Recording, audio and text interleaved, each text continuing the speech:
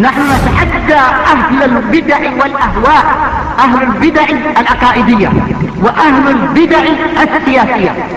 نقول بيننا وبينكم السلف، بيننا وبينكم الكتب. كان أحمد يقول البدع بيننا وبينكم الجنائز. الحمد لله نحمده ونستعينه ونستغفره ونعوذ بالله من شرور أنفسنا ومن سيئات أعمالنا، من يهده الله فلا مضل له ومن يضلله فلا هادي له، وأشهد أن لا إله إلا الله وحده لا شريك له، وأشهد أن محمدا عبده ورسوله. يا أيها الذين آمنوا اتقوا الله حق تقاته ولا تموتن إلا وأنتم مسلمون. يا أيها الناس اتقوا ربكم الذي خلقكم من نفس واحدة وخلق منها زوجها وبث منهما رجالا كثيرا ونساء، واتقوا الله الذي تساءلون به والأرحام إن الله كان عليكم رقيبا. يا أيها الذين آمنوا اتقوا الله وقولوا قولا سديدا يصلح لكم أعمالكم ويغفر لكم ذنوبكم، ومن يطع الله ورسوله فقد فاز فوزا عظيما. فإن أصدق الحديث كتاب الله، وخير الهدي هدي محمد صلى الله عليه وسلم، وشر الأمور محدثاتها، فإن كل محدثة بدعة وكل بدعة ضلالة وكل ضلالة في النار. أما بعد، الامام ابو زکریا یحییٰ بن شرف النووی رحمہ اللہ، ان کی کتاب ہم پڑھ رہے ہیں الاربعون فی مبانی الاسلام و قواعد الاحکام، اور آج ہمارے ساتھ یہ 5واں دن ہے اور الحمدللہ ہم 11ویں حدیث تک پہنچے ہیں۔ تو 11ویں حدیث ہے اس کتاب کی۔ اس میں امام لکھتے ہیں عن ابی محمد الحسن بن علی ابن ابی طالب رضی اللہ عنہما سبطی رسول اللہ صلی اللہ علیہ وسلم وریحانته، قال حفظت من رسول اللہ صلی اللہ علیہ وسلم دع ما يريبك إلى ما لا يريبك، رواہ الترمذی والنسائی، وقال الترمذی حدیث حسن صحیح۔ تو یہ حدیث جیسا مؤلف رحمہ اللہ لکھا ہے، عن ابی محمد، ابو محمد ان کی کنیت ہے، اور ان کا نام ہے الحسن بن علی بن ابی طالب، یعنی علی رضی اللہ عنہ کے بیٹے الحسن۔ اور مؤلف رحمہ اللہ لکھتے ہیں سبطی رسول اللہ صلی اللہ علیہ وسلم، سبط کہتے ہیں نواسے کو، کیونکہ حسن رضی اللہ عنہ رسول اللہ صلی اللہ علیہ وسلم کے نواسے تھے، فاطمہ کے بیٹے۔ اور انہوں نے کہا وہ ریحانتی ہی، ریحانہ نام بھی رکھتے ہیں، ریحانہ یہ ایک خوشبودار درخت ہے، اور ریحانہ اس کا پھول ہے جس میں بہت بہترین خوشبو ہوتی ہے، اس کو عطر وغیرہ میں بھی استعمال کرتے ہیں۔ یعنی اللہ کے رسول صلی اللہ علیہ وسلم کے چاہیتے تھے، جس طریقے سے کہ انسان کو ایک خوشبودار چیز سے محبت ہوتی ہے، پسند کرتا ہے، تو اسی طریقے سے اللہ کے رسول صلی اللہ علیہ وسلم نے الحسن والحسین دونوں کے متعلق رضی اللہ عنہما کہا تھا کہ وہ دونوں میرے ریحانتان ہیں، یعنی کہ بہت چاہتے تھے آپ صلی اللہ علیہ وسلم ان کو۔ تو الحسن بن ابی طالب رضی اللہ عنہ، الحسن بن علی بن ابی طالب رضی اللہ عنہما کہتے ہیں حفظت من رسول اللہ صلی اللہ علیہ وسلم، میں نے یہ کلمات رسول اللہ صلی اللہ علیہ وسلم کے پاس سے میں نے حفظ کیے ہیں۔ اور آپ صلی اللہ علیہ وسلم نے فرمایا دع ما یریبک، جو چیز تمہیں ریب یعنی کہ تمہیں شک و گمان میں رکھتی ہے اس کو چھوڑ دو، دع ما یریبک الی ما لا یریبک، اس کے لیے جس میں یقین ہے، جس میں کوئی شک یا شبہ یا ریب نہیں ہے۔ اور یہ حدیث کو امام الترمذی اور نسائی نے روایت کی ہے، اور امام الترمذی نے کہا حدیث حسن صحیح۔ اب یہ جو طریقہ ہے امام الترمذی کا کہ حدیث کو کہنا کہ یہ حدیث حسن صحیح ہے، یہ دراصل یہ علماء کے نزدیک یہ ایک اشکال پیدا کرتا ہے، کیونکہ حدیث محدثین کے نزدیک یا تو حسن ہوتی ہے یا صحیح ہوتی ہے۔ تو صحیح ہونے کے لیے حدیث کے 5 شروط ہوتے ہیں: ما رواہ عدل تام الضبط بسند متصل بغیر اشاذ ولیس فیہ علہ قادحہ، یہ 5 شروط ہیں۔ سب سے پہلا شرط کیا ہے صحیح ہونے کے لیے؟ سب سے پہلے یہ ہے کہ ما رواہ عدل، راوی کی عدالت یعنی کہ اس کا ثقہ ہونا ثابت ہے، اور پھر تام الضبط، راوی کا ضبط جو ہے وہ اچھا ہے، اس نے اچھے طریقے سے اس کو حفظ کیا ہے اور اس نے اچھے طریقے سے اس کو اپنی کتاب میں لکھا. علیکم السلام ورحمۃ اللہ.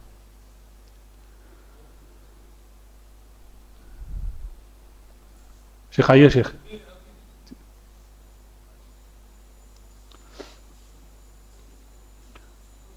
یہ دوسری شرط ہے. تیسری شرط ہے بسند متصل، یعنی کہ اس میں سند میں کوئی انقطاع یعنی کہ کوئی ٹوٹ نہیں ہے. سند ہر ایک طبقات کے راوی اس میں موجود ہیں اور اللہ کے رسول صلی اللہ علیہ وسلم تک جا کے ملتی ہے یہ سند. پانچواں ہے کہ وہ شاذ نہیں ہونا چاہیے. شاذ وہ حدیث ہے جس میں ایک ثقہ راوی اس سے اور ثقہ روات کی مخالفت کرتا ہے، اور جو حدیث شاذ ہوتی ہے اس کا برعکس محفوظ کہتے ہیں اس کو. تو حدیث کو محفوظ ہونا ہے اور اس میں شاذ نہیں ہونا چاہیے حدیث، یعنی کہ دوسری حدیث کی مخالفت نہیں کرنا چاہیے. پانچویں شرط ہے کہ اس میں کوئی چھپی ہوئی علت یعنی کہ ایسی علت، ایسی کمزوری جو حدیث کو کمزور بنا دیتی ہے، اس کی سند کو کمزور بنا دیتی ہے، یہ نہیں ہونا چاہیے. تو یہ 5 شروط ہیں حدیث کے صحیح ہونے کے لیے. اگر یہ 5 شروط پائے جائیں تو حدیث صحیح ہوتی ہے. اگر اس میں سے ایک بھی شرط میں خلل ہو گیا تو اصل یہ ہے کہ وہ حدیث کمزور ہو جاتی ہے. لیکن صرف راوی کا حفظ یا اس کی کتابت میں اگر کوئی خلل ہے، چھوٹا موٹا خلل ہے، یعنی کہ چھوٹی موٹی غلطیاں ہیں یا اس کا ضبط کمزور ہے، تو وہ حدیث جو ہے وہ حسن کے درجے پر اتر جاتی ہے. تو یا تو حدیث حسن ہے یا صحیح ہے. تو امام ترمذی کا یہ کہنا کہ یہ حدیث حسن صحیح ہے، تو یہ دراصل علماء کے نزدیک یہ اشکال ہے، اور مختلف علماء نے مختلف طریقوں سے اس کو سمجھانے کی کوشش کی ہے، کیونکہ یہ مصطلح جو ہے یہ خاص امام ترمذی کے لیے ہے. کوئی بھی محدث نے ایسا نہیں کیا ہے، نہ امام البخاری نہ امام مسلم. گنجائش ہی نہیں ہے، کیونکہ ان کی کتابوں میں ساری جو حدیث ہیں وہ پورے صحیح ہیں. اس کے بعد سنن ابی داؤد، جامع ترمذی، سنن النسائی، سنن ابن ماجہ، ان میں یا تو حدیث حسن ہے یا صحیح ہے. لیکن امام ترمذی کا یہ کہنا کہ حسن صحیح ہے تو اس میں اشکال ہے. تو بعض علماء نے کہا کہ یہ حدیث ایک اس کی ایک سند حسن ہے اور ایک سند صحیح ہے، تو دونوں سندوں سے آئی ہے. بعض کہتے ہیں کہ یہ دراصل یہ حدیث جو ہے حسن تھی، اس کے بعد اس کو ترقی ہو کر وہ صحیح تک پہنچ گئی ہے. تو مختلف اقوال ہیں، لیکن اس میں تفصیل میں جانے کی گنجائش نہیں ہے. فی الحال ہمیں حدیث پڑھنا ہے اور حدیث کے الفاظ ہمیں سیکھنا ہے. تو اللہ کے رسول صلی اللہ علیہ وسلم نے جو فرمایا الحسن رضی اللہ عنہ کو کہ دع ما یریبک الی ما لا یریبک، کہ جس میں تمہیں شک ہے، گمان ہے، ریب ہے، اس کو چھوڑ دو اس کے لیے جس میں تمہیں کوئی شک نہیں ہے. تو یقین پر ہر ایک بات مبنی ہوتی ہے. تو اس میں اس حدیث کے 2 پہلو ہیں. سب سے پہلا پہلو یہ ہے کہ انسان جس میں اس کو شک ہے اس کو چھوڑ دیتا ہے اور یقین پر اپنی بات کو بناتا ہے. اس میں کئی مثالیں دی جا سکتی ہیں. سب سے پہلی مثال ہے انسان وضو بناتا ہے، پھر نماز پڑھ لیتا ہے، اس کے بعد پھر اس کو یاد نہیں رہتا کہ وہ وضو سے ہے یا نہیں ہے. تو ایسی حالت میں حکم یہ ہے، اگر اس کو یقین نہیں ہے کہ اس کا وضو ٹوٹ گیا ہے تو اس کا اصل یہ ہے کہ وہ وضو سے ہے. اگر اس کو نماز پڑھنا ہے تو نماز پڑھ لیتا ہے اس وضو سے، اس یقین سے. لیکن بعد میں اگر اس کو ایسی دلیل مل جائے کہ نہیں میرا وضو ٹوٹ گیا تھا، تو اس کی وجہ سے جب میں نے نماز ادا کی میں بغیر وضو کے تھا، تو وہ نماز دوہرا لے گا. لیکن اصل یہ ہے کہ اس کو شک و شبہات میں نہیں پڑھنا ہے. اس کا وضو ہے یا نہیں، اس کا اصل یہ ہے کہ اس کا وضو ہے اور اس کو نماز پڑھ سکتا ہے، طواف بھی کر سکتا ہے، قرآن بھی پڑھ سکتا ہے، کیونکہ ان 3 چیزوں کے لیے وضو واجب ہے. دوسری مثال ہے نماز میں. اگر نماز میں ہمیشہ شیطان خلل کرتا ہے، کتنے رکعت پڑھے میں نے، 3 رکعت، 4 رکعت، 2 رکعت، 4 رکعت کی نماز ہے تو اس میں ہمیشہ شیطان خلل ڈالنے کی کوشش کرتا ہے، تو ایسی حالت میں کیا کرے گا انسان؟ اس رکعت پر جس کو اس کا یقین ہے اس پر وہ نماز مکمل کرے گا۔ اگر وہ تیسری رکعت میں ہے اور وہ بھول جاتا ہے کہ میں تیسری رکعت یا چوتھی رکعت میں ہے اور وہ بھول جاتا ہے کہ وہ چوتھی رکعت میں ہے یا تیسری رکعت میں ہے، تو اس کو یقین ہے کہ اس نے 3 رکعت پڑھے ہیں، اس کو یقین ہے کہ اس نے 2 رکعت پڑھے ہیں، اب 3 ہے یا 4 ہے اس کو شک ہے اس میں، تو کیا کرے گا؟ 3 کا حساب لگائے گا۔ یقین کس پر ہے؟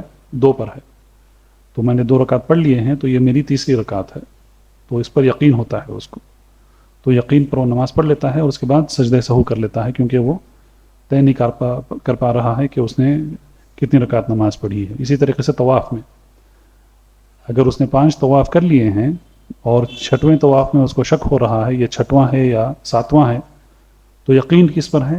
6 پر ہے، تو وہ 6 کرے گا، 7 کرے گا اور اپنا طواف مکمل کر لے گا۔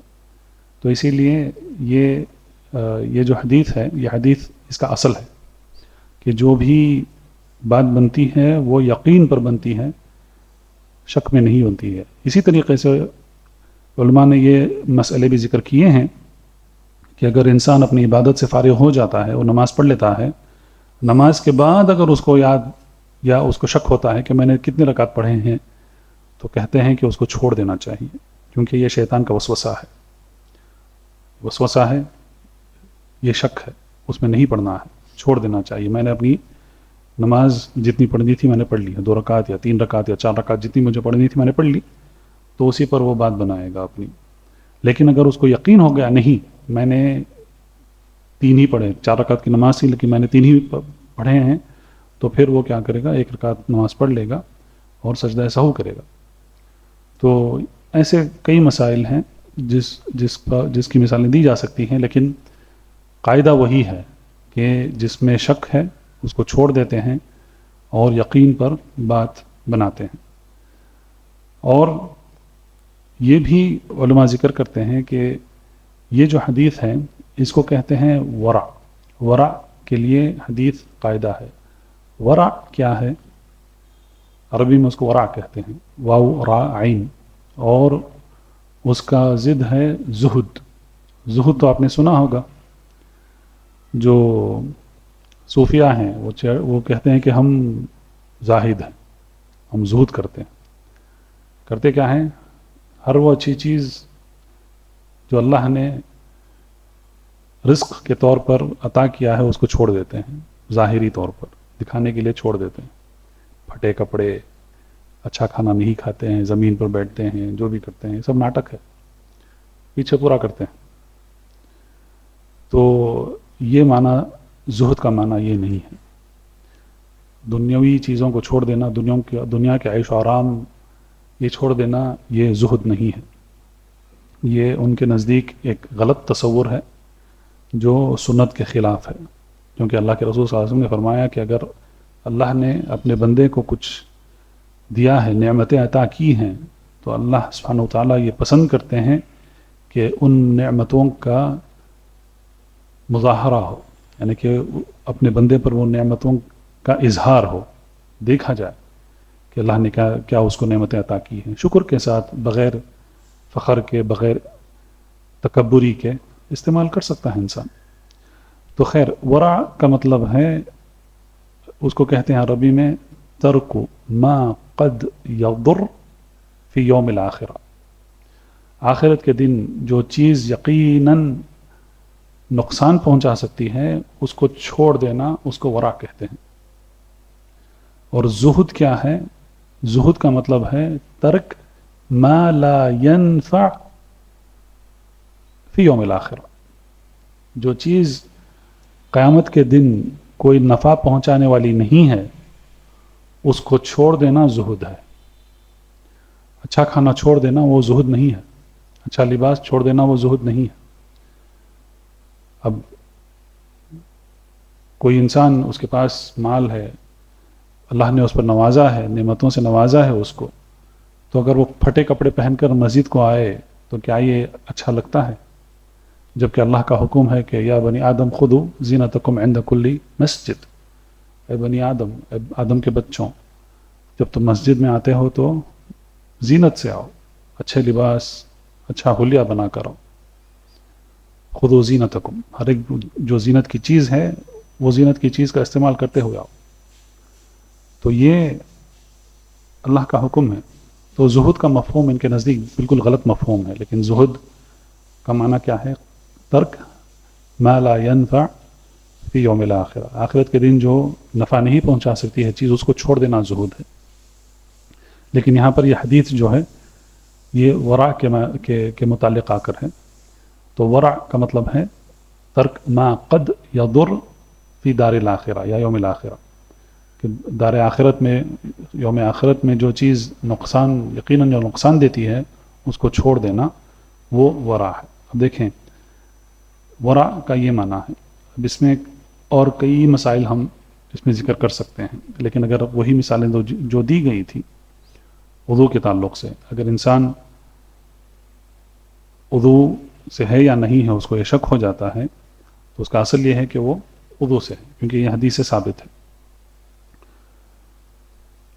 اگر انسان 4 رکعت کی نماز پڑھ رہا ہے، 2 رکعت اس نے پڑھ لی ہے، اب اس میں شک ہے 3 ہے یا 4 ہے، تو اگر اس نے صرف 1 رکعت ادا کی تو پھر اس کی نماز میں کیا ہے؟ نقص ہو جاتا ہے. تو اس کا مطلب یہ ہے کہ اس کو جو رکعت پڑھ کر جتنی نماز اس کو ادا کرنا تھا تاکہ وہ اپنی ذمہ داری سے بری ہو جائے، براءۃ الذمہ جس کو کہتے ہیں شریعت میں، تو وہ نہیں ہوتا ہے. تو جب ذمت یا ذمہ داری جب اپنی ذمہ داری سے بری نہیں ہوتا ہے تو پھر وہ پکڑ میں آ سکتا ہے،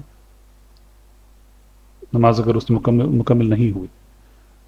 تو اسی لیے بہتر یہ ہے کہ یقین پر بات اب بنائیں اور اس کو ادا کر دیں. طواف میں بھی ایسا ہی ہے. تو کوئی بھی مسئلہ ہو سکتا ہے تو یقین پر بات بنتی ہے، اور اگر شک پر بات بنتی ہے تو پھر اس کو یہ چیز اس کو قیامت کے دن اس کو نقصان پہنچا سکتی ہے. تو وہ ورع سے نہیں بچا یہاں پر. تو ورع مجھے پتہ نہیں اس کو اردو میں کیسے ترجمہ کریں گے اس کو، لیکن اس کا جو تعریف ہے کہ ہر وہ چیز چھوڑ دینا جو قیامت کے دن یا دار آخرت میں جو چیز نقصان پہنچاتی ہے اس کو چھوڑ دینا، اسی کو ورع کہتے ہیں. تو یہ حدیث اس کے لیے قاعدہ ہے. تو قاعدہ اس حدیث میں یہی ہے، جیسا کہ اللہ کے رسول صلی اللہ علیہ وسلم نے فرمایا کہ دع ما یریبک الی ما لا یریبک. تو یہ حدیث قاعدہ ہے. اگر آپ فتوے پڑھیں گے، علماء کے فتوے پڑھیں گے، اور کئی مسائل میں بھی علماء یہ ایسے احادیث کو ذکر کرتے ہیں، کیونکہ چھوٹی سی حدیث ہے، چند الفاظ ہیں اس کے، وہ فتویٰ دیتے ہیں، اور فتوے کے بعد وہ کہتے ہیں کہ دع ما یریبک الی ما لا یریبک، کہ جس میں تمہیں شک ہے اس کو چھوڑ دو، اس کے لیے جس میں تمہیں شک نہیں ہے، ریب نہیں ہے، یقین ہے، تو یقین پر بات بنتی ہے. تو یہ 11ویں حدیث تھی. 12ویں حدیث ہے، مؤلف کہتے ہیں عن ابی ہریرہ رضی اللہ عنہ قال قال رسول اللہ صلی اللہ علیہ وسلم من حسن اسلام المرء ترکہ ما لا یعنی. اور اس حدیث کو امام ترمذی اور دوسرے محدثین نے روایت کی ہے، اور انہوں نے کہا ہے کہ یہ حدیث حسن ہے، حسن حدیث ہے. تو اس پر عمل کرنا ہے. ضعیف حدیث پر عمل نہیں کریں گے اس کے لیے شروط ہیں، لیکن جو حدیث صحیح اور حسن ہے اس پر عمل کرنا ضروری ہوتا ہے. اس سے بڑھ کر جو درجہ آتا ہے وہ متواتر حدیث کا ہوتا ہے. تو متواتر حدیث سب سے مضبوط ہوتی ہے، حدیث سب سے قوی حدیث متواتر ہوتی ہے، اور اس کے بعد صحیح، اس کے بعد حسن. پھر صحیح میں 2 قسم کے ہوتے ہیں، صحیح لذاتہ، صحیح لغیرہ. حسن میں اس کے بعد حسن لذاتہ، حسن لغیرہ. تو یہ 5 جو قسمیں ہیں حدیث کے، متواتر، صحیح لذاتہ، صحیح لغیرہ، حسن لذاتہ، حسن لغیرہ، یہ 5 احادیث پر عمل کرنا پڑتا ہے. وہ حدیث اس کو کہتے ہیں معمول بہ، یعنی کہ اس حدیث پر عمل ہوتا ہے. ضعیف حدیثوں پر کب عمل کیا جاتا ہے اور کب چھوڑ دی جاتے ہیں، ضعیف حدیث تو اس میں تفصیل ہے، علماء نے اس کے لیے شروط بیان کیے ہیں کہ کب ضعیف حدیث پر ہم عمل کر سکتے ہیں۔ تو اس حدیث میں ابو ہریرہ رضی اللہ عنہ کی حدیث ہے، وہ کہتے ہیں کہ اللہ کے رسول صلی اللہ علیہ وسلم نے فرمایا کہ من حسن اسلام المرء، ایک شخص کے اسلام کا بہترین ہونا اس بات میں ہے ترکہ ما لا یعنی، کہ وہ ہر وہ چیز چھوڑ دیتا ہے جس کا اس کے ساتھ کوئی تعلق نہیں ہے۔ تو ہر ایک چیز، ایسی چیز جسے اس کا کوئی تعلق نہیں ہے، اس کو چھوڑ دینا یہ اس کے اسلام کی بہترین ہونے کی نشانی ہے۔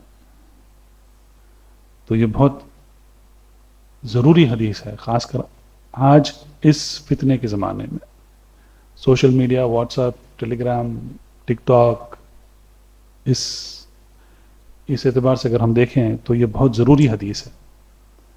اور مسلمان تو ہیں ہی، پوری دنیا اس بات سے دور ہے، سب جا کر اس بات میں پڑتے ہیں جس بات کا ان سے کوئی تعلق نہیں ہوتا ہے۔ یہاں کیا ہو رہا ہے، وہاں کیا ہو رہا ہے، یہ کیا کر رہا ہے، وہ کیا کر رہا ہے۔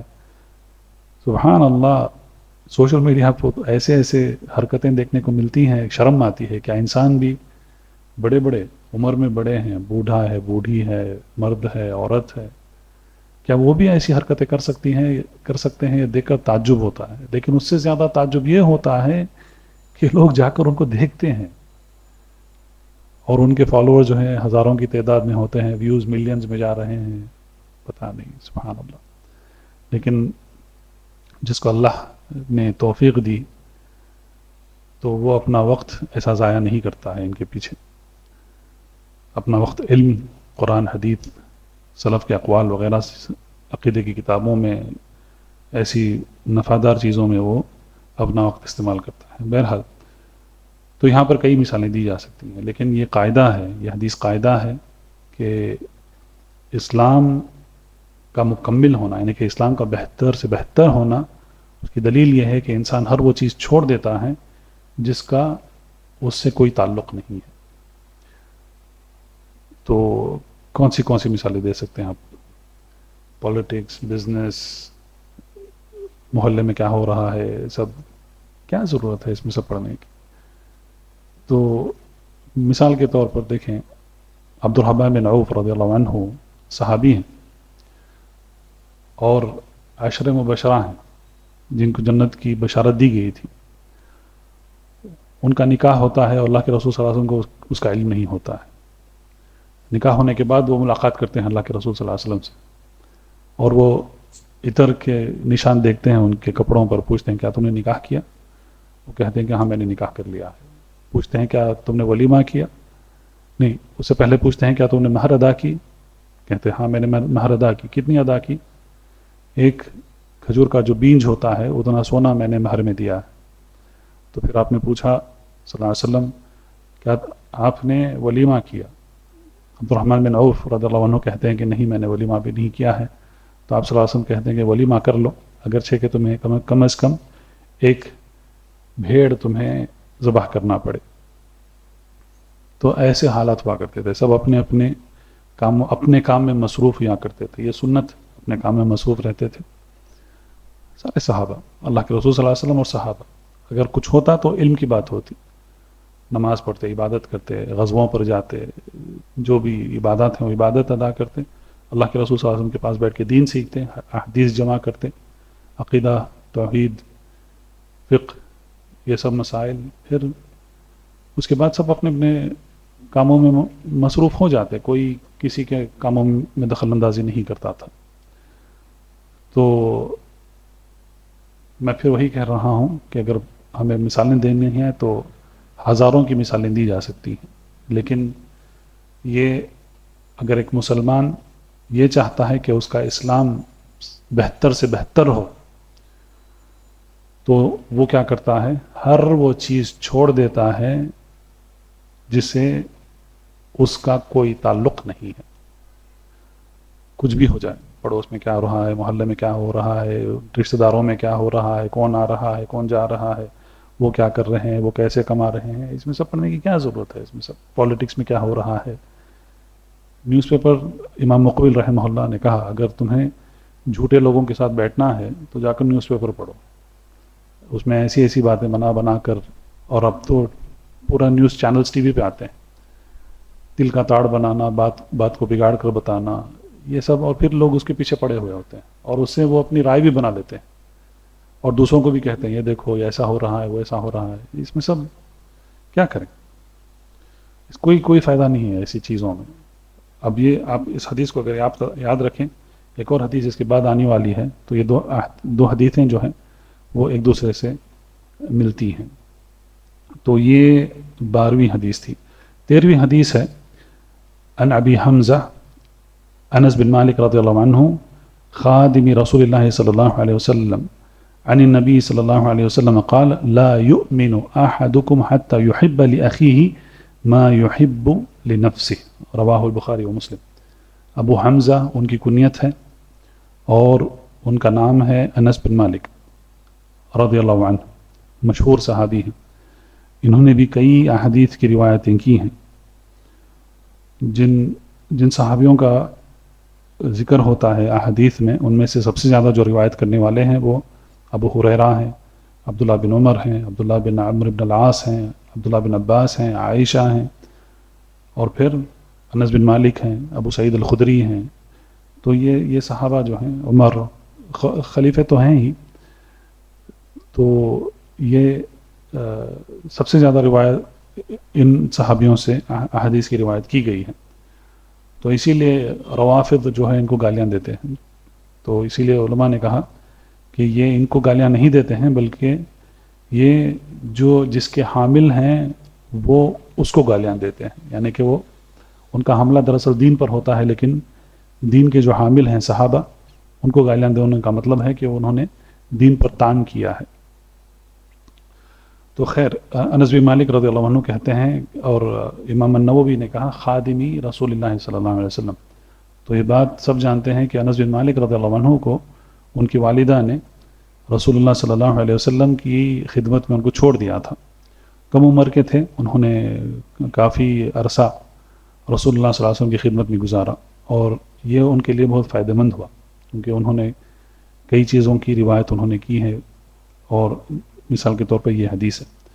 تو اس میں آپ صلی اللہ علیہ وسلم نے فرمایا کہ لا یؤمن احدکم، تم میں سے ایمان والا نہیں ہو سکتا ہے کوئی، حتی، جب تک کہ یحب لاخیہ، وہ اپنے بھائی کے لیے وہ چاہتا ہے ما یحب لنفسہ، جو اپنے آپ کے لیے چاہتا ہے وہ اپنے بھائی کے لیے چاہتا ہے. تو یہ ایمان کی نشانی ہے. تو سب سے پہلے لا یؤمن احدکم، تم میں سے کوئی ایمان نہیں لاتا ہے، تو اس کا مطلب یہ نہیں ہے کہ وہ بے ایمان ہو گیا ہے، یہ اس کا معنی نہیں ہے. تو ضروری ہے کہ ہم جب احادیث، اس طریقے کے احادیث پڑھتے ہیں تو اس کو سب سے پہلے سیاق میں سمجھنا ہے کلمے کا معنی، اور دوسرا جس طریقے سے اس کو استعمال کیا جاتا تھا اس زمانے میں، عرب، اللہ کے رسول صلی اللہ علیہ وسلم اور صحابہ کس طریقے سے اس کلمے کو آپ استعمال کرتے تھے، اور پھر علماء نے اس کا معنی کس طریقے سے بیان کیا ہے، تو تبھی جا کے معنی بیٹھتا ہے. ورنہ اگر کوئی نوسکھ ہے، ابھی اس نے عربی سیکھی ہے، تو یہ پڑھ کر وہ سمجھے گا کہ نہیں، وہ بے ایمان ہو جاتا ہے، یعنی کہ وہ اسلام کے دائرے سے باہر ہو جاتا ہے، کافر ہو جاتا ہے. نہیں، نعوذ باللہ، ایسی بات نہیں ہے. تو یہاں پر جو جس کی طرف اشارہ کیا گیا ہے کہ وہ مکمل ایمان، کسی ایمان والے کا ایمان مکمل تبھی ہو سکتا ہے، یہ اس کے معنی میں آتا ہے لا یؤمن احدکم. اسی طریقے سے ایک اور انداز بیان ہے رسول اللہ صلی اللہ علیہ وسلم کا، وہ کہتے ہیں لیس منا، وہ ہم میں سے نہیں ہے جو ایسا کرتا ہے. من غشنا فلیس منا، جو ہمیں دھوکہ دیتا ہے وہ ہم میں سے نہیں ہے. جو ہمارے اوپر ہتھیار اٹھاتا ہے وہ ہم میں سے نہیں ہے. تو لیسا منا کا مطلب یہ نہیں ہے کہ وہ ہم میں سے نہیں ہے، کا مطلب یہ نہیں ہے کہ وہ مسلمان نہیں رہا، وہ اسلام کے دائرے سے باہر ہو گیا ہے، نہیں، یہ معنی نہیں بنتا ہے. بلکہ اس کا معنی بنتا ہے کہ اس نے بہت بڑے گناہ کا ارتکاب کیا ہے، بہت بڑا گناہ اس نے کیا ہے، کبیرہ گناہ کیا ہے. تو کبیرہ گناہ کے لیے ہی یہ لفظ استعمال ہوتا ہے. لیس منا کا مطلب ہے کہ وہ اس نے کبیرہ گناہ کیا ہے، اس نے مسلمانوں کو دھوکہ دیا ہے مثال کے طور پر. تو جو دھوکہ دیتا ہے وہ اس نے بہت بڑا گناہ کیا ہے. تو یہاں پر بھی ایسا ہی ہے. لا یؤمن احدکم کا مطلب ہے کہ تم میں سے مکمل ایمان کوئی نہیں ہو سکتا ہے جب تک کہ وہ اپنے لیے، اپنے بھائی کے لیے وہی چاہتا ہے جو اپنے لیے چاہتا ہے. تو یہ ایمان کا تقاضا ہے کہ میں جو اپنے لیے میں چاہتا ہوں وہ میرے مسلمان بھائی کے لیے بھی میں وہی چاہتا ہوں. تو کچھ بھی ہو سکتا ہے. اسی لیے علماء نے یہ بھی ذکر کیا ہے کہ کوئی بیٹھ کے کسی کو سکھاتا ہے علم تو یہ بھی اسی کے معنی میں آتا ہے. اب جو میں نے سیکھا ہے علماء سے اور جو میں نے سیکھ کر اس کو میں نے جمع کیا ہے تو میں اس کو امانت سمجھتا ہوں اور میں چاہتا ہوں کہ میرے مسلمان بھائی کو بھی یہی علم پہنچے. تو اسی لیے آ کر میں آپ کے سامنے یہ سب باتیں رکھ رہا ہوں. تو یہ باتیں یہ میری بنائی ہوئی باتیں تو ہے نہیں. یہ ساری باتیں جو بھی بات کہی جاتی ہے اس کے پیچھے اس کا حوالہ ہے. حدیث ہے، قرآن کی آیت ہے، حدیث ہے، تفسیر ہے، شروحات ہیں، جو بھی ہے، یا علماء کے اقوال ہیں، سلف کے اقوال ہیں. تو ہمیں یہ اجازت نہیں دی گئی ہے دین میں کہ ہم اپنی طرف سے کوئی بات اللہ کے دین میں کہہ سکیں.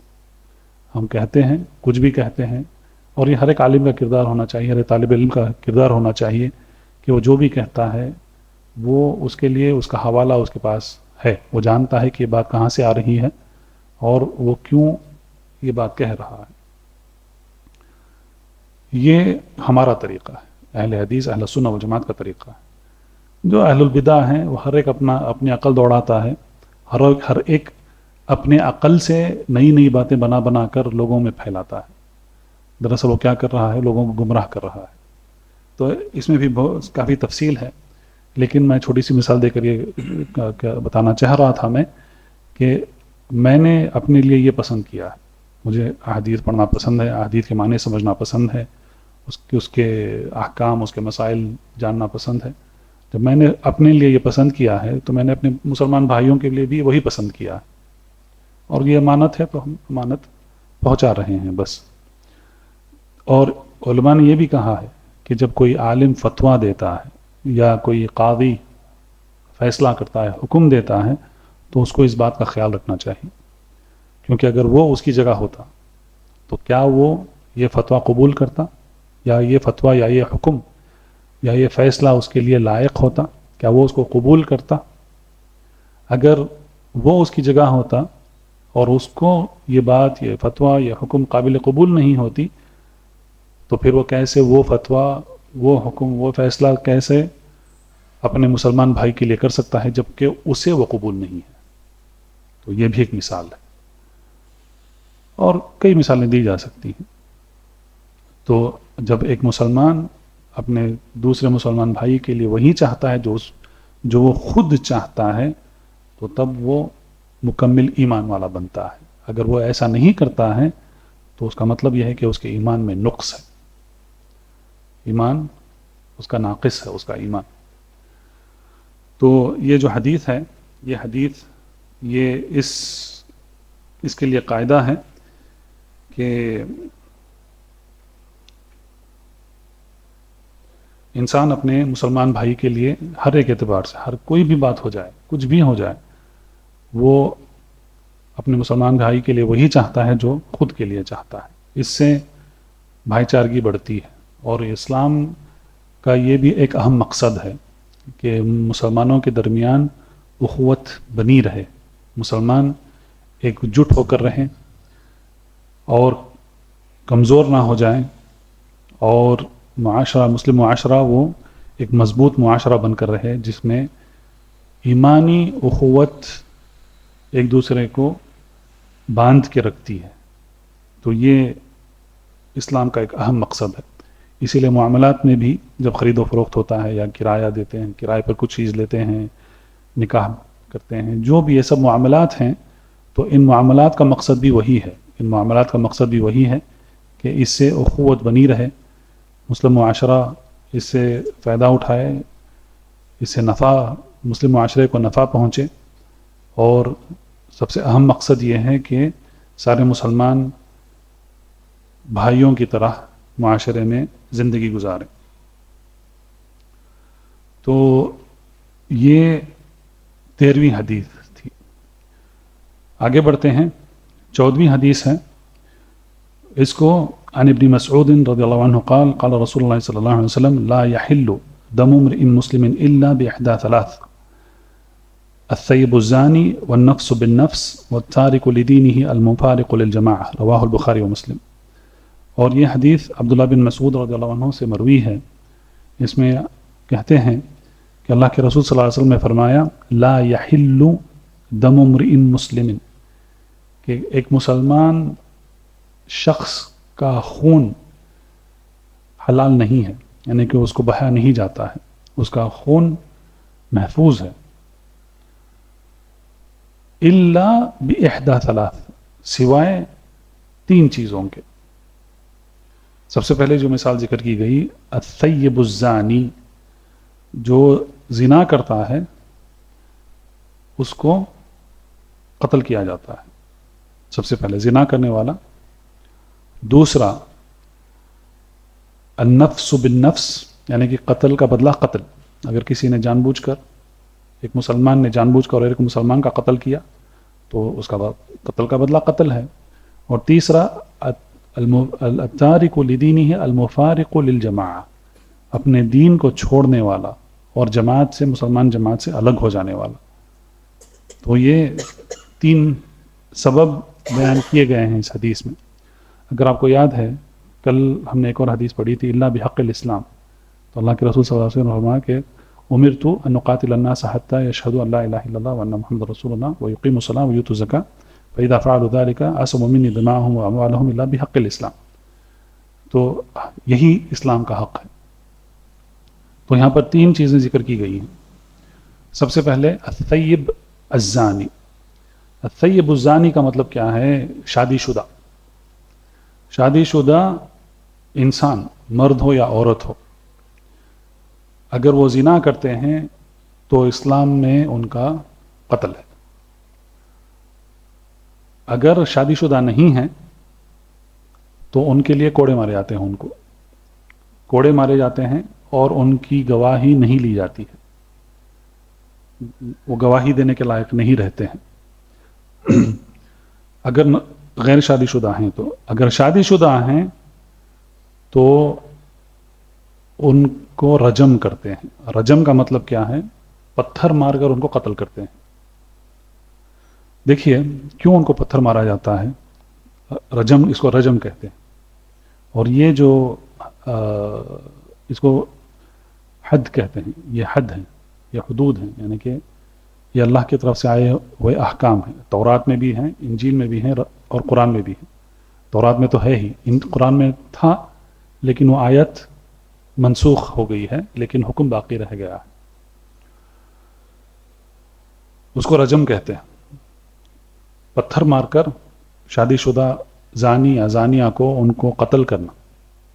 تو کیوں ان کو پتھر مارنے کا حکم دیا ہے؟ علماء کہتے ہیں یہ قاعدہ ہے، وہ قاعدہ یہ ہے کہ اس کو کہتے ہیں الجزاء من جنس العمل۔ جزا اچھی بھی ہوتی ہے، بری بھی ہوتی ہے۔ تو جب آپ کہتے ہیں جزاک اللہ تو یہ جملہ جو ہے یہ جملہ ناقص ہے، آپ کو پورا کہنا چاہیے جزاک اللہ خیر۔ عربی کے اعتبار سے تبھی یہ جملہ مکمل ہوتا ہے، ورنہ اس کا معنی مکمل نہیں ہوتا ہے۔ جزاک اللہ کا مطلب ہے اللہ آپ کو جزا دے۔ کون سی جزا دے؟ یہ عربی میں پورا معنی نہیں بنتا ہے اس کا، جب تک آپ نہیں کہتے کہ جزاک اللہ خیرن، تو تب یہ معنی مکمل ہوتا ہے اس کا۔ تو خیر، الجزاء من جنس العمل، عمل کیا ہے؟ اس عمل کے حساب سے اس عمل کا جزا ہے، یہ قاعدہ ہے۔ آنے والی احادیثیں ہیں، اس میں بھی کچھ مثالیں آئیں گی، لیکن مثال کے طور پر حدیث میں یہ آتا ہے کہ اگر کوئی شخص صلۃ الرحم کے لیے، صلۃ الرحم یعنی کہ خون کے رشتوں کے لیے، خون کے رشتے برقرار رکھنے کے لیے جس کا اللہ نے حکم دیا ہے، اس کے لیے وہ جو مال خرچتا ہے تو اللہ کی طرف سے وہ مال اس کو لوٹایا جاتا ہے، وہ مال واپس آ جاتا ہے اس کے پاس۔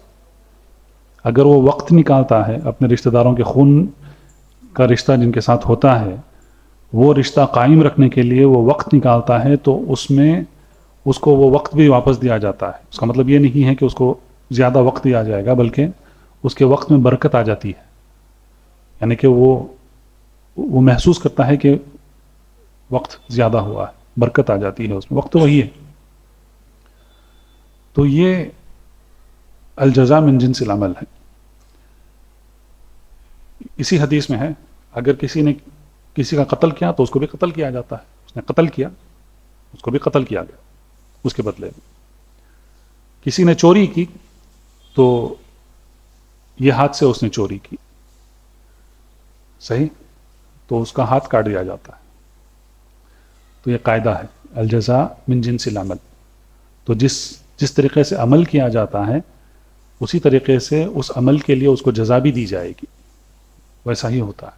تو یہاں پر بھی میں یہ کیوں کہہ رہا ہوں میں، کیونکہ علماء نے کہا ہے کہ رجم یعنی کہ شادی شدہ زانی یا زانیہ کو پتھر مار کر ان کو قتل کرنے کا مطلب یہ ہے کہ جب اعوذ باللہ جب وہ زنا کرتے ہیں تو ان کے جسم کا ہر ایک اعضا اس کا لطف اٹھاتا ہے، مزے لیتا ہے، تو ہر ایک اعضے کو اس کی سزا ملنی چاہیے، ہاتھ پیر جو بھی ہیں جسم سب۔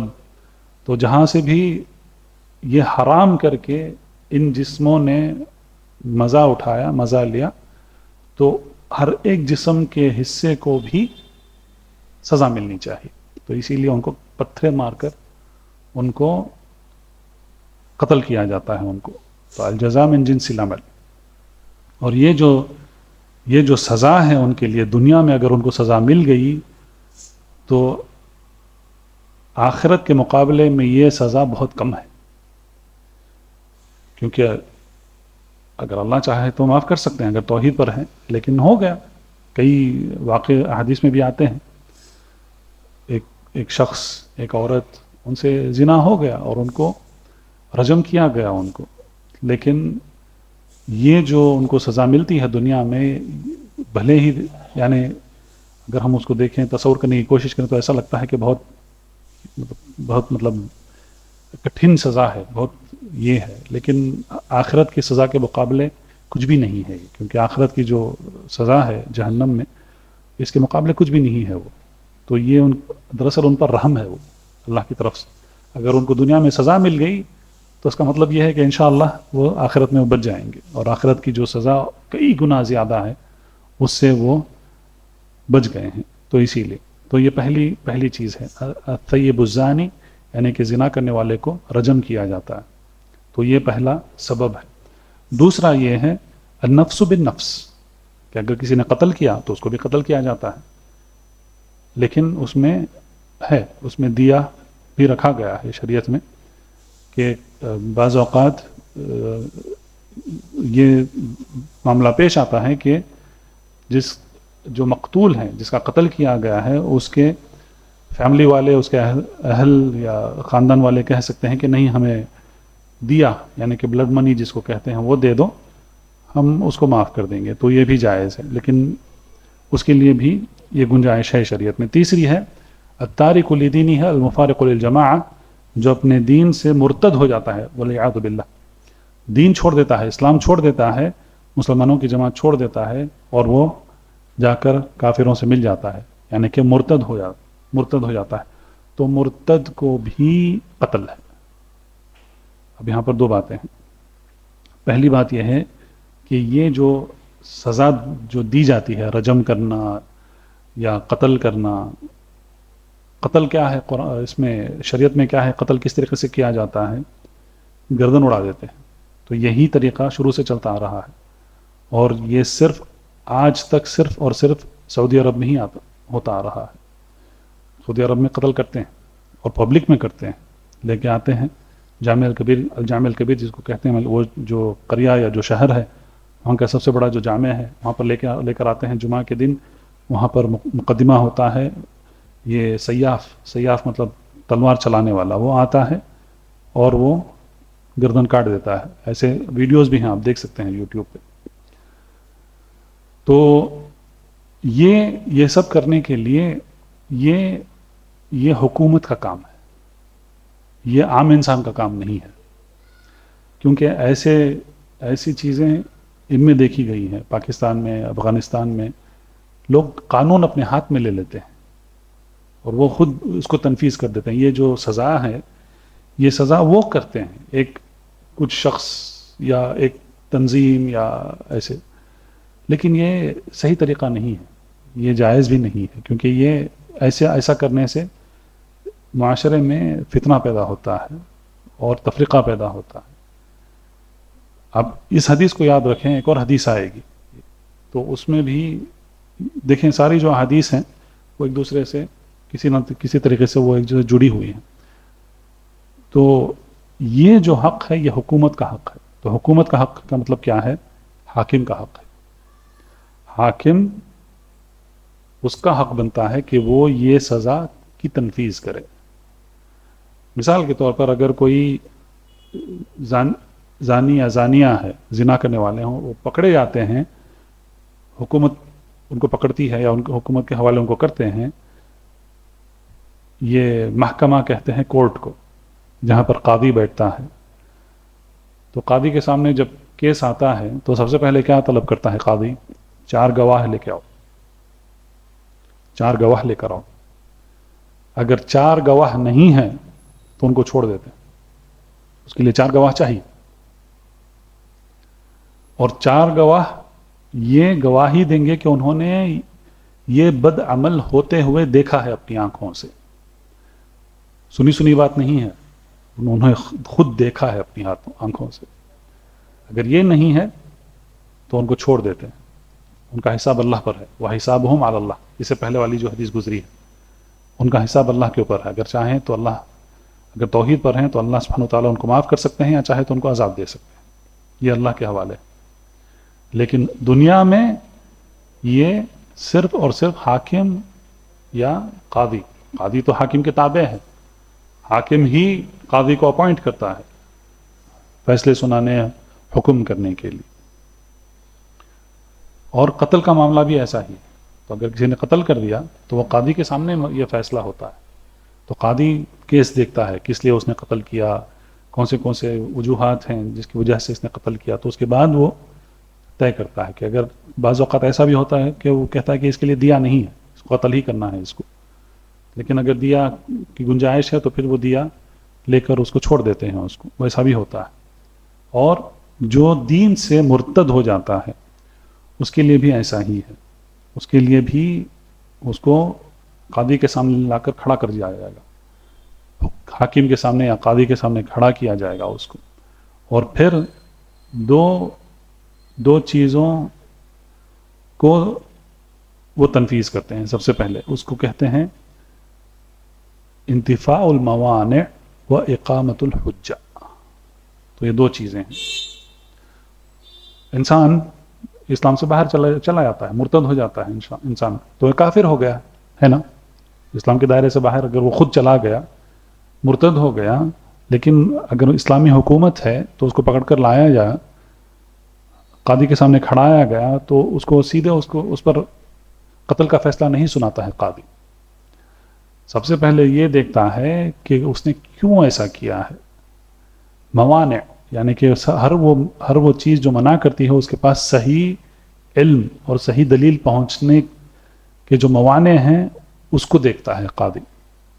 ہو سکتا ہے کہ اس کو حکم پتہ نہیں ہے، وہ سمجھتا ہے کہ میں فری ہوں، میں کچھ بھی کر سکتا ہوں. اس کو یہ حکم پتہ نہیں ہے کہ اس کو قتل کیا جائے گا. لیکن جب قاضی اس کو بتا دیتا ہے کہ اگر تو مرتد ہو جاتا ہے تو تجھے قتل کر دیا جائے گا، تیرے وارثوں کو تیرے مال میں سے کچھ نہیں ملے گا، تیرا مال حکومت لے لے گی، بیت المال میں جمع کر دیا جائے گا، تیرے وارثوں کو کچھ نہیں ملے گا. تو ہو سکتا ہے کہ اسے یہ سب باتیں نہیں تھیں، معلوم نہیں تھا اس کو یہ سب باتیں. تو جب یہ باتیں اس کے سامنے رکھی جاتی ہیں تو پھر وہ ہو سکتا ہے کہ وہ توبہ کر لے, رجوع کر لے, واپس آ جائے اسلام. یا بعض اوقات ایسا بھی ہوتا ہے کہ وہ دوسرا سبب ہو سکتا ہے کہ وہ کوئی چیز پر عمل نہیں کرنا چاہتا, زکوٰۃ نہیں دینا چاہتا, یا کوئی معاملات ہیں اس کو اسلام کی جو اسلام کا جو معاملات کرنے کا طریقہ اس کو پسند نہیں ہے, اس کو یہ کھانا ہے, سود کھانا ہے. کئی اسباب ہو سکتے ہیں انسان کے مرتد ہونے کے لیے.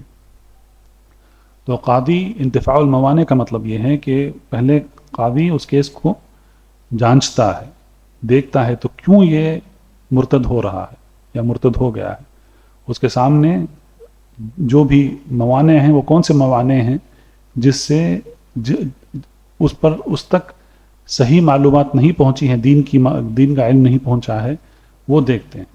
پھر اس کے پاس دلائل پیش کرتے ہیں, اس کو کہتے ہیں اقامت الحجہ, حجت قائم کرتے ہیں. کہتے ہیں نہیں دیکھ, اگر تو مرتد ہو جاتا ہے تو ایسا ہو جائے گا, اسلام ایسا نہیں ہے, اسلام شریعت جو ہے وہ سب کے فائدے کے لیے آئی ہے. اگر تو شراب پیتا ہے تو اس میں نقصان تیرا ہی نقصان ہے, تو شراب کے لیے اگر اسلام چھوڑ رہا ہے تو تیرا دنیا اور آخرت میں دونوں کا نقصان ہے. تو اس کو سمجھاتے ہیں, اس کو دلائل کے ساتھ جو شریعت کے جو محاسن جس کو کہتے ہیں, اچھی باتیں جو ہیں اس کے سامنے رکھی جاتی ہیں وغیرہ وغیرہ. یعنی کہ کوشش یہ کی جاتی ہے کہ وہ کیوں مرتد ہو رہا ہے, اور اس کے سامنے دلائل کے ساتھ, حجت کے ساتھ اگر اس کو کسی طریقے سے کنونس کر سکتے ہیں کہ وہ اسلام کے دائرے سے باہر نہ جائے, مسلمان بن کر رہے, اس کے باوجود انتفاع الموانع اور اقامت الحجہ یہ ہو گیا, اس کے باوجود بھی وہ اڑا ہے نہیں میں ایسا ہی کروں گا, تو پھر اس کو قتل کرنے کا حکم دیتا ہے قاضی. تو یہ بھی ایک حاکم کا حق ہے, یہ کسی شخص یا گروہ یا جماعت یا تنظیم یہ ان کا حق نہیں ہے. یہ سب ہوتا ہے ایک اسلامی حکومت کے دائرے میں, کیونکہ اس میں انسان کا خون ہے, انسان کے حقوق ہیں, اس کے دوسرے اس کے نتائج نکلتے ہیں. جیسا کہ اگر کوئی مرتد ہو جاتا ہے تو اس کا مال اگر وہ بہت زیادہ مالدار ہے تو اس کے وارثوں کو کچھ نہیں ملے گا, اس کے وارث راستوں پر آ جائیں گے اور پورا مال حکومت لے لے گی, کیونکہ کافر وارث ایک مسلمان کا وارث نہیں ہو سکتا ہے, اور ایک مسلمان ایک کافر کا وارث نہیں ہو سکتا ہے. یہ شریعت کا قانون ہے. تو اسی لیے یہ اس طریقے کے جو حدود اور قصاص جس کو کہتے ہیں, حدود وہ ہیں جس میں اس کو کیپٹل پنشمنٹس کہتے ہیں انگلش میں, کوڑے مارنا, ہاتھ کاٹنا, قتل کرنا, یہ سب جو ہیں, یہ جو اسلامی قوانین ہے یہ اسلامی حکومت حاکم کے تحت اسلامی حکومت میں ہی تنفیذ کی جاتی ہیں. اس کے متعلق ایک اور حدیث آئے گی, وہ بھی آپ یاد رکھیں, کیونکہ یہاں پر قتل کی بات ہو رہی ہے, اور اسلام میں قتل کا طریقہ کیا اختیار کیا گیا ہے, گردن اڑانا. تو وہ کیوں ہے, وہ جب ہم وہ حدیث پر آئیں گے تو انشاءاللہ وہ حدیث وہ مسئلہ ہم وہاں پر پڑھیں گے باذن اللہ تعالی. ایک اور حدیث پڑھ سکتے ہیں انشاءاللہ. اس کے بعد مؤلف رحمہ اللہ نے ایک اور حدیث لائی ہے. اچھا, یہ جو حدیث ہے, یہ 14ویں حدیث جو ہے, یہ قاعدہ ہے کب ایک شخص یا ایک مسلمان کا خون کب حلال ہو سکتا ہے, اس کے لیے یہ حدیث ایک قاعدہ ہے. چلتے چلتے ایک اور بات کی طرف میں آپ کو بتانا چاہوں گا کہ یہ ہے کہ ذاکر نائک, اسے سوال پوچھا گیا تھا کہ مرتد کے لیے اسلام میں قتل کیوں ہے, تو اس نے انکار کر دیا سیدھے. یہ آکسفورڈ یونیورسٹی کے ساتھ اس کا ٹیلی کانفرنس ہوا تھا. وہ آکسفورڈ جانے والا تھا لیکن اس کو ویزا نہیں دیا گیا, یو کے گورنمنٹ نے اس کو ویزا دینے سے انکار کر دیا. تو پھر اس کے لیے ٹیلی کانفرنس کیا گیا. اس ٹیلی کانفرنس میں اس سے ایک اسٹوڈنٹ نے یہ سوال پوچھا کہ اسلام میں جب کوئی مرتد ہو جاتا ہے تو اس کے لیے قتل کیوں ہے. اس نے انکار کر دیا. اس نے کہا کہ ایسا نہیں ہے, کاش کہ اس کو اس حدیث کا علم ہوتا. تو یہی پرابلم ہے, جو خود سے پڑھ لیتے ہیں, خود سے حفظ کر لیتے ہیں, تو ان کے پاس علم کی تاسیس اور تاصیل نہیں ہوتی, اناپ شناپ باتیں کرتے ہیں. اب اس نے حدیث کا انکار کیا ہے, اور مجھے پتہ نہیں اس کو اندازہ ہے بھی نہیں کہ اس نے کتنا بڑا گناہ کیا ہے، یعنی کہ اس نے اللہ کے دین میں بغیر علم کے بات کی ہے. لیکن اگر اس کے پاس علم تھا اس کے باوجود بھی اس نے انکار کیا ہے تو یہ تو اور بڑی مصیبت ہے. اسی لیے عربی میں کہتے ہیں کہ ان کنت لا تدری فتلک مصیبت، اگر تمہیں پتہ نہیں ہے تو یہ مصیبت ہے. ان کنت لا تدری فتلک مصیبت وان کنت تدری فالمصیبت اعظم، لیکن اگر تمہیں پتہ تھا تو یہ اور بڑی مصیبت ہے. تو سبحان اللہ، اسی لیے علم علماء کے پاس سے حاصل کرنا چاہیے، خود سے نہیں. ٹھیک ہے، تو 15ویں حدیث ہے. یہ حدیث کو بھی ابو ہریرہ سے روایت کی گئی ہے. عن ابی ہریرہ رضی اللہ عنہ عن رسول اللہ صلی اللہ علیہ وسلم قال من كان يؤمن بالله واليوم الآخر فليقل خيرا أو ليصمت ومن كان يؤمن بالله واليوم الآخر فليكرم ضيفه یا فليكرم جارہ، پہلے جار یعنی کہ پڑوسی. ومن كان يؤمن بالله واليوم الآخر فليكرم ضيفه. تو یہ حدیث کو بخاری اور مسلم نے روایت کی ہے. تو اس میں حدیث کے الفاظ کچھ اس طریقے سے ہیں کہ اللہ کے رسول صلی اللہ علیہ وسلم فرمایا، ابو ہریرہ رضی اللہ عنہ ان کی روایت ہے، کہتے ہیں کہ من کان یؤمن باللہ والیوم الآخر، جو اللہ پر اور یوم آخرت پر ایمان رکھتا ہے، فلیقل خیرا او لیصمت، چاہیے کہ وہ اچھی بات کرے یا خاموشی اختیار کرے.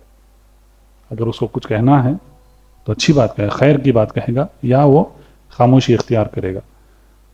اور کہا ومن کان یؤمن باللہ والیوم الآخر، اور جو اللہ پر اور آخرت کے پر ایمان رکھتا ہے، فلیکرم جارہ، چاہیے کہ وہ اپنے پڑوسی کا احترام کرے، یعنی کہ اس پر کرم کرے. فلیکرم کا مطلب ہے اس پر کرم کرنا، احترام نہیں بلکہ کرم کرنا. ومن کان یؤمن باللہ والیوم الآخر فلیکرم ضیفہ، اور جو اللہ پر اور آخرت پر ایمان رکھتا ہے چاہیے کہ وہ اپنے مہمان پر کرم کرے.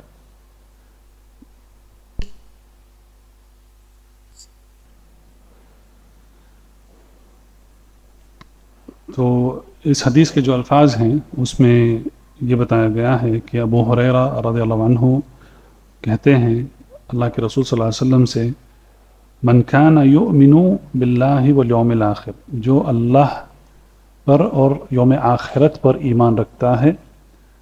یہ 3 مرتبہ دہرائی گئی ہے یہ بات. تو جب بات دہرائی جاتی ہے تو اس کا مطلب ہے اس کے بعد آنے والی بات جو ہے وہ بہت زیادہ اہمیت رکھتی ہے. تو اسی لیے اللہ کے رسول صلی اللہ علیہ وسلم نے 3 باتیں ذکر کی. سب سے پہلے کیا؟ فلیقل خیرا او لیصمت، چاہے اگر وہ بات کر رہا ہے تو چاہے کہ اس کو خیر کی بات کرے، اچھی بات کرے، یا خاموشی اختیار کرے. یہ پہلی بات ہے.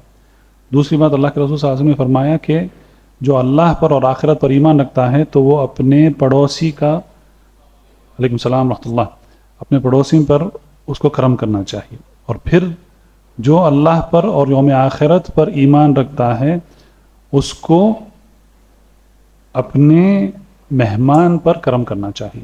تو یہ 3 چیزیں بتائی گئی، اور تینوں چیزوں کے لیے پہلے یہ بات بتائی گئی کہ جو اللہ پر ایمان رکھتا ہے اور آخرت پر ایمان رکھتا ہے، جو اللہ پر اور آخرت پر ایمان رکھتا ہے، جو اللہ پر اور آخرت پر ایمان رکھتا ہے وہ اس کو چاہیے کہ وہ ایسا کرے.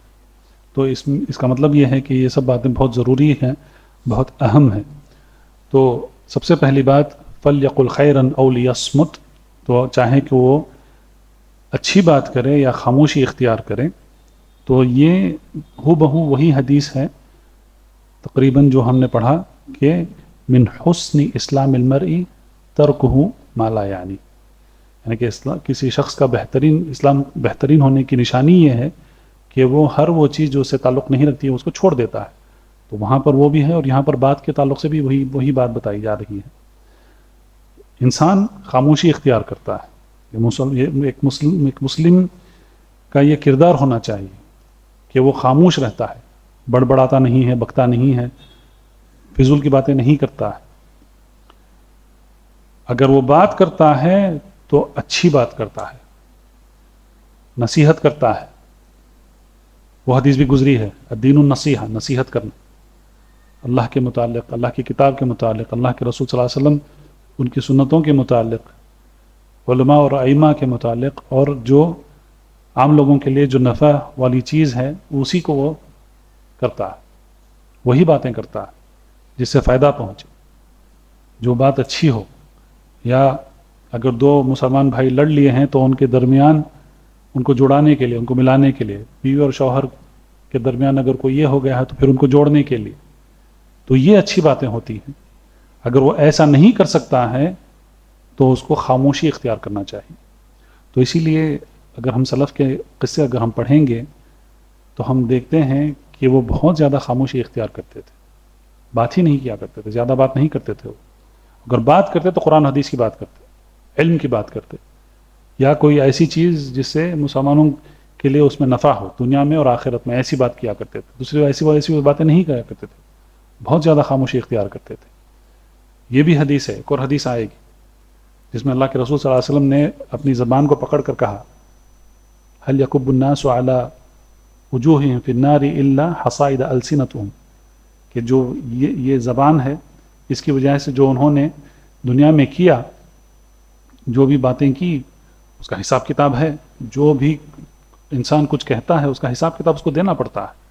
تو اگر اس نے ایسی ویسی بات، جھوٹ، غیبت، نمیمہ، ایسی باتیں اس نے کی ہیں تو اس کا حشر کیا ہونے والا ہے قیامت کے دن.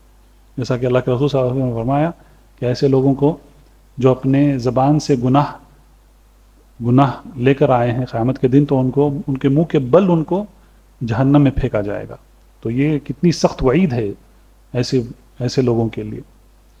تو یہ حدیث میں ایک مجمل طریقے سے بتایا گیا ہے کہ مسلمان کا کردار یہ ہے کہ وہ جو اللہ پر، آخرت پر ایمان رکھتا ہے وہ خاموشی اختیار کرتا ہے، اگر کچھ بات کہتا ہے تو وہ اچھی بات کرتا ہے. اور پھر یہ بھی بتایا گیا کہ جو اللہ پر اور آخرت پر ایمان رکھتا ہے تو اس کو چاہیے کہ وہ اپنے پڑوسی پر کرم کرے. پڑوسی کا بہت بڑا حق ہے، جیسا کہ ایک حدیث میں آتا ہے کہ اللہ کے رسول صلی اللہ علیہ وسلم نے فرمایا کہ جبریل علیہ السلام آئے اور مجھے اپنے پڑوسی کے متعلق اتنی وصیتیں کی، یعنی کہ اتنی نصیحتیں کی، وصیتیں کی کہ میں سوچنے لگ گیا کہ اب پڑوسی بھی وارث ہو جائے گا، یعنی کہ اس کو مال میں سے، اس کو وراثت میں اس کو مال بھی دینا پڑے گا. یعنی کہ اتنے زیادہ حقوق ہیں پڑوسیوں کے، پڑوسیوں کو تکلیف نہ دینا، پڑوسیوں کا خیال رکھنا. سلف سے یہ قصے آتے ہیں. پڑوسی یہودی تھا، بھوکا تھا، تو انہوں نے کھانا نہیں کھایا، جا کر پہلے انہوں نے اپنے یہودی پڑوسی کو، یہودی تھا لیکن پھر بھی اس کو جا کر پہلے انہوں نے اس کو کھانا کھلایا، اس کا خیال رکھا کرتے تھے. وہ فقیر تھا یہودی ہونے کے باوجود. تو خیر، تو ایسے کئی قصے ہیں. تو پڑوسیوں کا بہت زیادہ حق ہوتا ہے، ان کو تکلیف نہ دینا، ان کو ہمیشہ مدد کرنا. اور یہاں تک کہ کئی مثالیں بھی آتی ہیں کہ اگر کوئی پڑوسی اس کی دیوار میں کچھ یہ ٹھوکنا چاہے یا گاڑنا چاہے تو اس کو منع مت کرو. یہاں تک یہ بات بھی آئی ہے، آپ ریاض الصالحین میں یہ حدیث پڑھ سکتے ہیں آپ اٹھا کر. اور اسی لیے دیکھیں، ابھی ہم نے وہ حدیث پڑھی جس میں زنا کے متعلق یہ بات گزری ہے. اور ایک حدیث میں یہ بات آتی ہے کہ جو اپنے پڑوسی کی بیوی کے ساتھ زنا کرتا ہے اس کا گناہ 36 گنا اتنا زیادہ بڑھ کر ہوتا ہے. ورنہ شریعت کا قاعدہ کیا ہے؟ شریعت کا اصل یہ ہے کہ اگر کوئی نیکی کرتا ہے، یہ حدیث بھی آئے گی، اسی کتاب میں آئے گی، عبداللہ بن عباس کی حدیث رضی اللہ عنہما، کہ اگر کوئی نیکی کرتا ہے تو اس کو کم از کم اس کو 10 گنا نیکیاں دی جاتی ہیں. تو وہ 10 سے لے کر 700 تک بھی جاتی ہیں، اور 700 سے زیادہ بھی اس کو نیکیاں اس کو دی جاتی ہیں ایک اچھے کام کے لیے. جیسے روزہ ہے، اس کی تفصیل آئے گی. روزے کا حساب اللہ پر ہے، وہ اللہ جتنا چاہیں اس کا ثواب دے سکتے ہیں. لیکن گناہ کا اصل کیا ہے کہ گناہ کے لیے ایک ہی گناہ ہے، لیکن بعض ایسے گناہ ہیں جن کی شدت بڑھ جاتی ہے. اور ایک پڑوسی کی بیوی کے ساتھ زنا کرنا، وہ 36 گنا اس کا، یعنی کہ اس کا عذاب بڑھ جاتا ہے، وہ شدت بڑھ جاتی ہے وہ گناہ کی 36 گنا. یہ صرف ایک ہی، میں سمجھتا ہوں کہ ایک ہی گناہ ایسا ہے جس میں یہ بات آئی ہے حدیث میں کہ پڑوسی کی بیوی کے ساتھ زنا کرنے کا گناہ 36 گنا بڑھ کر ہے. تو ایسی یہ پڑوسیوں کا حق ہوتا ہے. اور پھر جو مہمان ہیں، مہمان نوازی کرنا، یہ اسلام اور یہ اللہ کے رسول صلی اللہ علیہ وسلم کی سنت بھی رہی ہے، اور یہ اسلام کا کلچر ہے کہ وہ اپنے مہمانوں کی نوازی کرتے ہیں۔ مہمان نوازی یہ ایک اچھا یہ ہمارے آداب اور اخلاق میں سے ہے کہ جب کوئی مہمان آتا ہے تو ہم اس کی اچھے طریقے سے خاطر کرنا، کھلانا پلانا، اس کو آرام دینا، سب اسے اچھی بات کرنا وغیرہ وغیرہ، یہ سب اسلام کی تعلیمات میں سے ہے۔ اور جو ایسا نہیں کرتا ہے تو اس کا مطلب کیا ہے کہ جو فضول باتیں کرتا ہے، بری باتیں کرتا ہے، غیبت نمیمہ کرتا ہے، اس کا مطلب یہ ہے کہ اس کو اللہ پر ایمان نہیں ہے اور آخرت پر ایمان نہیں ہے۔ جو اپنے پڑوسیوں پر کرم نہیں کرتا ہے، اس کا مطلب یہ ہے کہ وہ اس کا اللہ پر اور آخرت پر ایمان نہیں ہے۔ جو اپنے مہمان پر کرم نہیں کرتا ہے، مہمان نوازی نہیں کرتا ہے، تو اس کا مطلب یہ ہے کہ اس کے ایمان میں نقص ہے، اس کا ایمان مکمل نہیں ہے، وہ اللہ پر اور آخرت پر ایمان اس کا مکمل نہیں ہے۔ تو یہ حدیث جو ہے، یہ حدیث قاعدہ ہے کہ اسلام میں حسن اخلاق یہ اسلام کا ایک بہت اہم حصہ ہے، بہت ضروری پہلو ہے، حسن الخلق اور حسن الایمان، کہ ایمان تب مکمل ہوتا ہے جب یہ اس کے اعمال میں اس کی جھلک پائی جاتی ہے۔ تو اسی لیے جو اللہ پر اور آخرت پر ایمان رکھتا ہے تو وہ ایسے کام کرتا ہے، اور جو نہیں کرتا ہے تو اس کا مطلب یہ ہے کہ اس کے ایمان میں نقص ہے۔ تو اس کے ساتھ آج کا درس یہ ختم کرتے ہیں۔ وباللہ توفیق، وصلی اللہ علی نبینا محمد وعلی آلہ وصحبہ وسلم۔ سبحانک اللہم وبحمدک، اشہد ان لا الہ الا انت، استغفرک واتوب الیک۔ سبحان ربک رب العزۃ عما یصفون، وسلام علی المرسلین، والحمد للہ رب العالمین، وبارک اللہ فیکم اجمعین۔ السلام علیکم ورحمۃ اللہ وبرکاتہ۔ فاعلم أنه لا إله إلا الله واستغفر لذنبك وللمؤمنين والمؤمنات والله يعلم متقلبكم ومثواكم